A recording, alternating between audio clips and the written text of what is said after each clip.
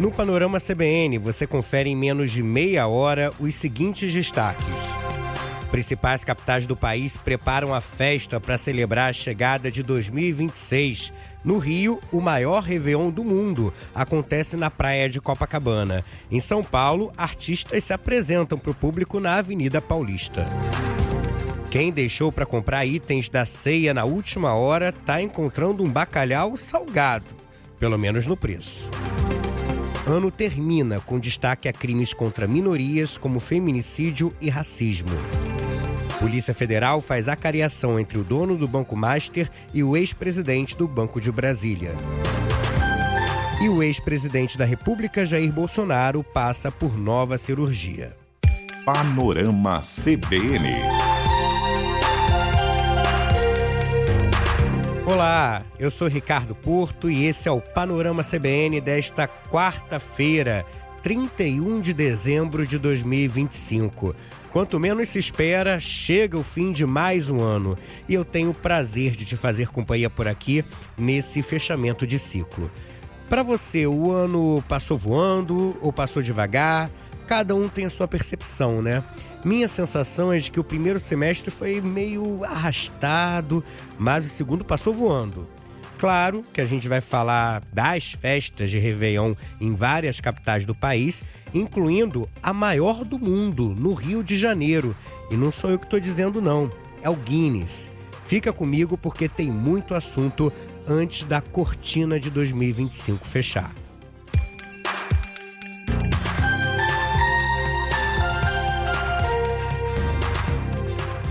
Eu começo falando do Réveillon da praia de Copacabana, na zona sul do Rio. O palco principal está recebendo os ajustes finais para a festa. Sob altas temperaturas, as equipes trabalham e muito nos últimos detalhes da estrutura.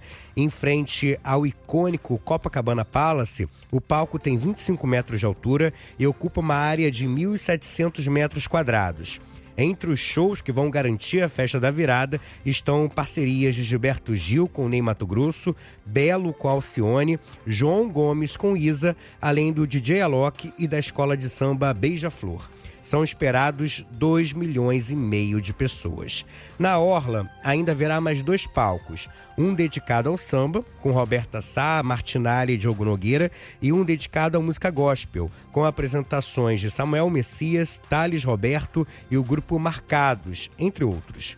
A queima de fogos tem duração de 12 minutos e as 19 balsas foram vistoriadas e liberadas pelo Corpo de Bombeiros ontem.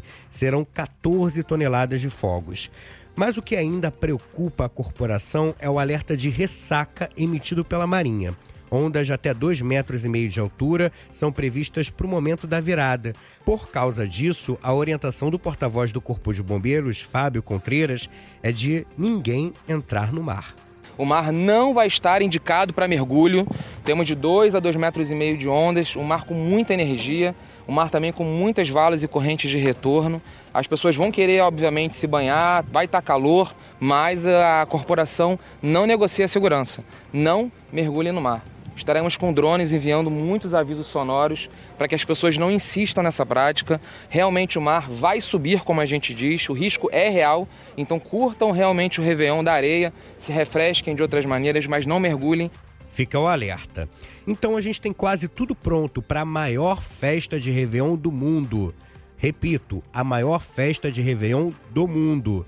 É verdade que eu sou carioca, sou suspeito para falar, mas não sou eu que estou dando esse título não. É o Guinness Book, o livro dos recordes. O título veio depois da análise e validação de critérios como a dimensão territorial do evento, a grandiosidade da programação artística, a relevância cultural da celebração e o número recorde de participantes. A conquista consolida o evento como a maior celebração de Ano Novo em espaço aberto do planeta. A juíza do Guinness World Record, Camila Bonenstein, explicou que a certificação envolveu a análise de documentos, imagens e a coleta de depoimentos. Documentos oficiais da prefeitura, então trazendo pra gente, a planta do espaço com metragem quadrada, qual que é o local e metragem da praia. Então também a quantidade de pessoas por metro quadrado, a gente valida foto, vídeo, planta. e o documento oficial assinado, né, pela prefeitura, e também a gente tem testemunhas, então pessoas que estiveram aqui comprovando que estava cheio, que tem a quantidade de pessoas. Nós somos a única empresa que valida mundialmente os superlativos, né, então os maiores, e eu sinto que traz um reconhecimento a mais, talvez uma repercussão internacional até, para que nos próximos tenham ainda mais pessoas. O prefeito do Rio, Eduardo Paes, celebrou o anúncio e disse que o título traz credibilidade à vocação do Rio em realizar grandes eventos.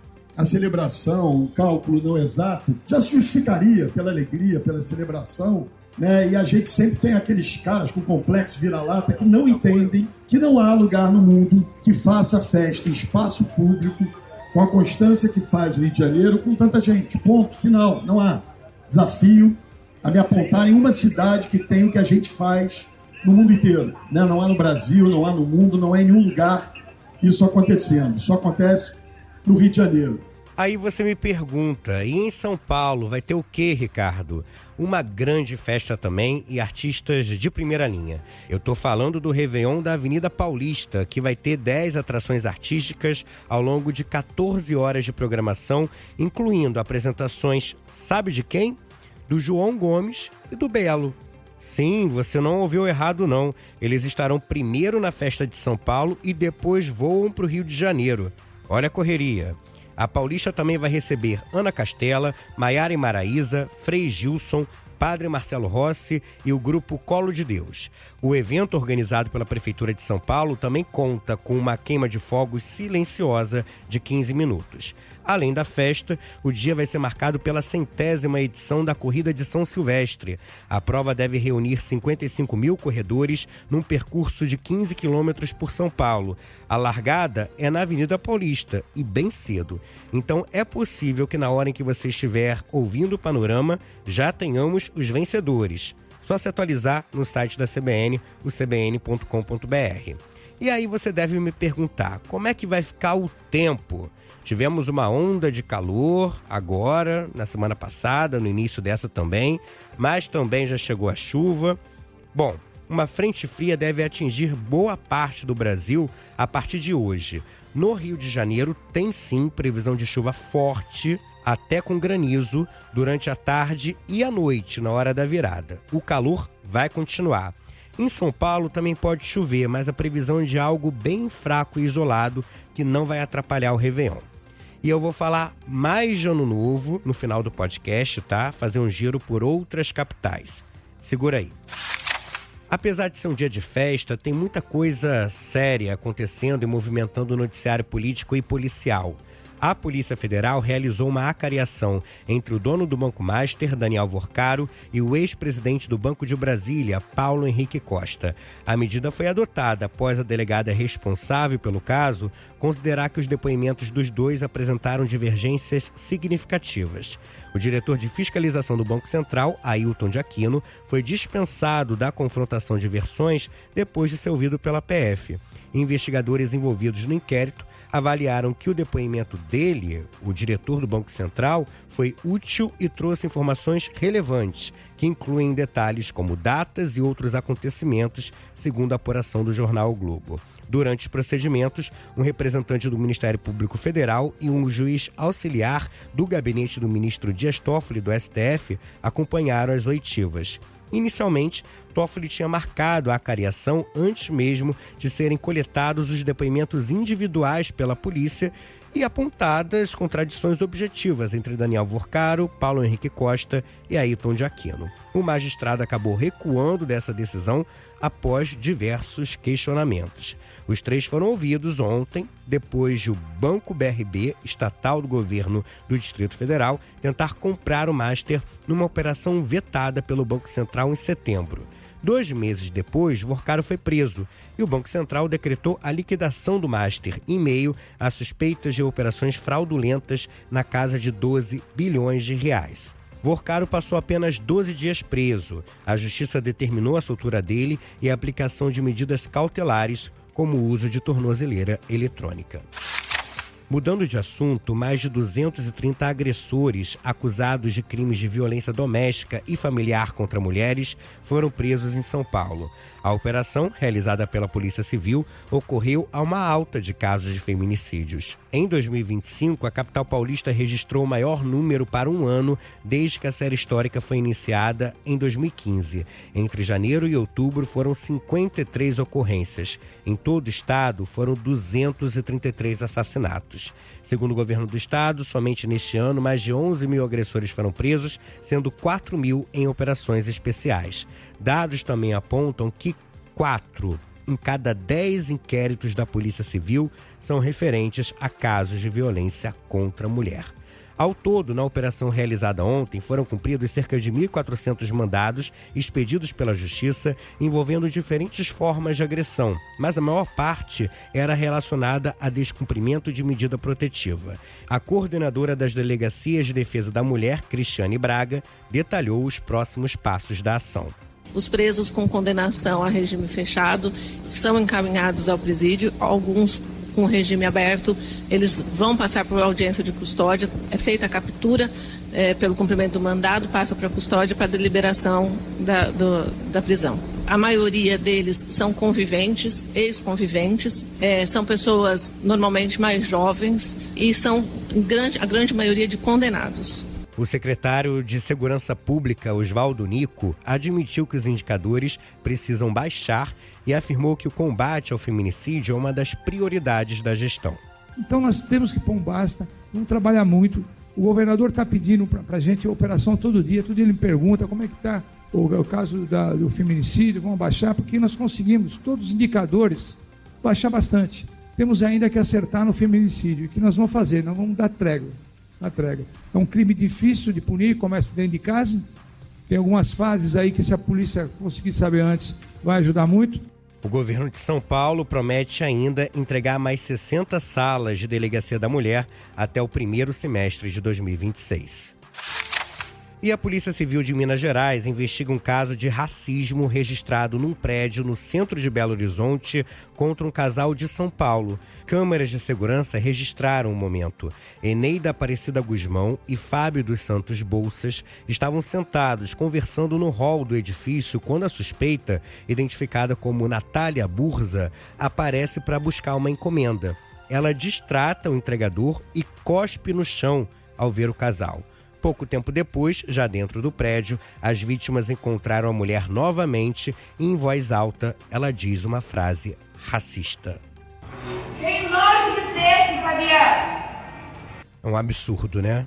Natália é reincidente. Já foi presa por injúria racial contra um taxista em 2019. Em entrevista à TV Globo, o casal afirmou que vai buscar por justiça.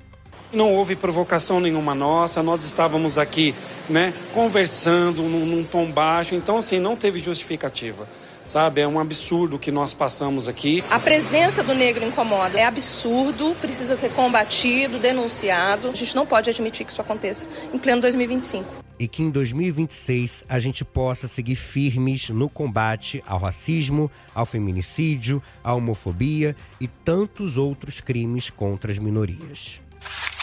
O ex-presidente Jair Bolsonaro deve realizar nesta quarta-feira uma endoscopia digestiva, depois de passar por mais um procedimento cirúrgico ontem para tentar controlar a crise de soluços. Essa é a terceira cirurgia a qual ele foi submetido para bloquear o nervo frênico. A intervenção aconteceu sem intercorrências e a pressão dele apresentou alta dentro do esperado, segundo o boletim divulgado pela equipe médica. Ainda de acordo com os profissionais, Bolsonaro também está fazendo fisioterapia respiratória e utilizando um equipamento para o tratamento de apneia do sono. O ex-presidente está hospitalizado desde a véspera de Natal, quando passou por uma cirurgia para correção de uma hérnia. A expectativa é de que ele permaneça internado no Hospital DF Star, em Brasília, até amanhã, mas esse período pode ser ampliado caso volte a apresentar episódios de soluço. Bolsonaro foi condenado pelo Supremo Tribunal Federal no caso da trama golpista. Ele cumpre a sentença em regime fechado na Superintendência da Polícia Federal em Brasília. A internação foi autorizada pelo ministro Alexandre de Moraes, do STF, depois de uma perícia da Polícia Federal indicar a necessidade da intervenção médica. E olha, uma informação importante, a Justiça decidiu que os trabalhadores dos Correios que estavam em greve retornem ao trabalho a partir de hoje. O Tribunal Superior do Trabalho considerou que a greve não foi abusiva e atendeu a algumas reivindicações dos empregados. O reajuste de 5,1% a contar de 1º de agosto de 2025, incidente também sobre outros benefícios como Vale Alimentação e Vale Sexta. Apesar de não considerar a greve abusiva, a Justiça decidiu determinar o desconto dos dias parados durante o movimento grevista. O desconto deve ser parcelado em 3 meses. Também vai ser possível a reposição dos dias parados em vez do desconto. No ano que vem, a gente vai falar muito ainda dessa grave crise financeira vivida pelos Correios. E ontem tivemos uma boa notícia na economia. O desemprego voltou a cair em novembro e renovou a mínima da série histórica, iniciada em 2012. Segundo dados do IBGE, a taxa de desocupação no trimestre encerrado no mês passado foi de 5,2%, uma queda de 0,4 ponto percentual em relação ao período de junho a agosto. O rendimento médio real dos trabalhadores também foi recorde, chegando a R$ 3.574. Apesar da melhora, a taxa de informalidade ficou em 37,7% e atinge quase 39 milhões de trabalhadores. Houve uma pequena redução na informalidade na comparação com o mesmo período do ano passado, influenciada pelo recorde no número de trabalhadores com carteira assinada. Ontem também foi revelado um outro indicador sobre emprego, o CAGED, o Cadastro Geral dos Empregados e Desempregados do Ministério do Trabalho. No mês passado, novembro, houve a criação de quase 86 mil vagas formais. No entanto, esse é o pior resultado para meses de novembro desde 2020. Ou seja, o Brasil está gerando emprego, mas com menos ritmo, menos velocidade. No acumulado do ano, foram criados 1.900.000 empregos. No mercado financeiro, o dólar recuou mais de 11% no ano e fechou abaixo dos R$ 5,50. No último pregão de 2025, a moeda americana desvalorizou 1,47%, cotada a R$ 5,48. Foi o pior desempenho anual do dólar em quase uma década. Já o Ibovespa encerrou a última sessão do ano em alta de 0,4% e terminou 2025 com uma valorização superior a 33%, o maior ganho anual desde 2016. O índice ficou em 161.125 pontos. Todos esses números, claro, foram influenciados ao longo do ano pela situação econômica e política no Brasil e também no mundo. E aí tivemos, nesse ano de 2025, o primeiro ano do mandato de Donald Trump retornando à Casa Branca. Uma notícia internacional, mas que interessa muito a brasileiros. O governo de Portugal suspendeu por 3 meses o sistema que substituiu o carimbo em passaportes, depois de meses de longas filas na imigração do aeroporto de Lisboa. O sistema foi adotado em outubro por 29 países europeus, com o objetivo de identificar viajantes, inclusive os milhares de brasileiros que vão para lá, por meio de dados biométricos como imagem facial e impressões digitais. Mas essa novidade estava provocando filas de até 7 horas no aeroporto da capital portuguesa. Falei de Portugal e lembrei de bacalhau. Tá salgado, hein? O preço, pelo menos. O bacalhau subiu 85% de 2024 para esse ano, segundo um levantamento da empresa VR. A alta fez com que consumidores passassem a buscar alternativas para a ceia de Ano Novo. Tilápia, salmão e até mesmo camarão estão entre os produtos mais procurados nessa virada de ano. Em São Paulo, a dona de casa Sônia Garcia afirma que se surpreendeu positivamente com alguns preços que caíram, mas nem chegou a considerar o bacalhau. Tá, eu achei que estaria mais caro. Eu, em proporção ao ano passado, acho que não aumentou muito. Pretendo comprar peixe mesmo. Algum peixe específico? Não, eu vou ver como tá, né? Pra gente ver aí com os preços, como é que estão. Pra ver o que eu posso levar também, né? Eu vou ver camarão, como tá, e vou ver se eu compro uma tilápia, não sei, vou ver ainda, né? Aqui é mais fresco, né? As coisas são melhores. Não que no mercado não seja, mas são congelados, né? E termina às 8 horas da noite, no horário de Brasília, o prazo para apostar na Mega da Virada de 2025. O prêmio é estimado em R$ 1 bilhão, com B de bola, R$1 bilhão, o maior da história da loteria da Caixa. O valor é 57% superior ao pago no sorteio do ano passado. O prêmio não acumula, então se não houver ganhadores na faixa principal, com acerto de 6 dezenas, a quantia vai ser dividida entre aqueles que acertarem 5 números e assim sucessivamente. As apostas podem ser feitas nas casas lotéricas pelo site oficial da Caixa ou no aplicativo Loterias Caixa. O sorteio acontece às 10 horas da noite. Eu, sinceramente, acho R$1 bilhão muita coisa. Acho que esse prêmio pode ser dividido entre muita gente, inclusive eu. Como prometido, vou passar aqui rapidamente pelas festas de Réveillon em algumas capitais brasileiras. Começando pelo Nordeste. Em Salvador, na Bahia, a Arena O Canto da Cidade recebe os shows de Xande Harmonia, Jorge Mateus, Ivete Sangalo, Mari Fernandes, Manu Batidão e Timbalada. A programação começa às 7 da noite. Ivete Sangalo vai ser a grande responsável por fazer a contagem regressiva. A virada em Recife vai ter Wesley Safadão fazendo a contagem regressiva para 2026 na Praia do Pina. A programação também terá o grandíssimo Alceu Valença. Na região norte, eu vou para Belém do Pará. O estacionamento do Estádio Olímpico do Pará, o Mangueirão, recebe Joelma, Natan e Gabi Amarantos, entre outros artistas. Joelma faz a contagem regressiva.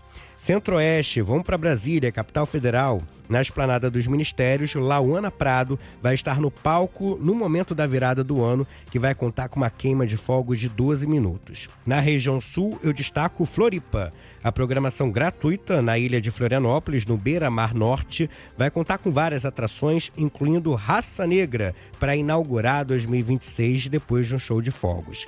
No Sudeste, temos Espírito Santo. As praias de Vitória, Vila Velha, Serra e Guarapari vão receber 2026 com a tradicional queima de fogos e uma programação musical gratuita que vai de DJs até o show de Elba Ramalho na Orla de Camburi. Encerro com Belo Horizonte. A Praça da Liberdade vai ser novamente o palco principal da virada. Entre as novidades dessa edição está um show de drones inédito, além de apresentações musicais e uma homenagem ao grande cantor e compositor Lô Borges, que nos deixou no mês passado. Tem programação para todos os gostos para a gente celebrar.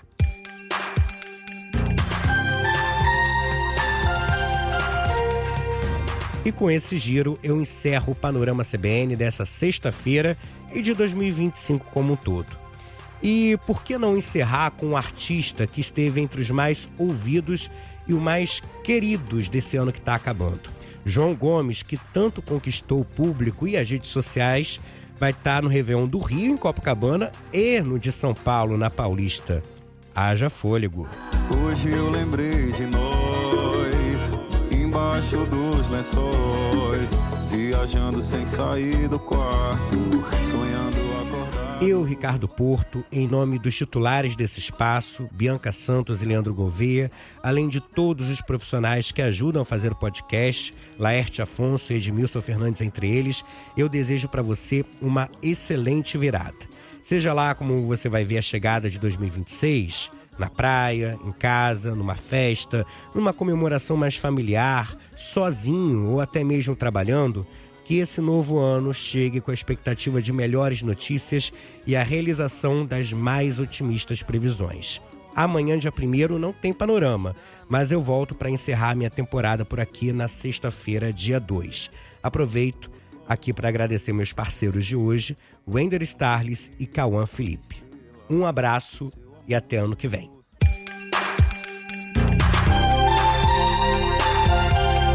Panorama CBN. As principais notícias do dia em menos de meia hora.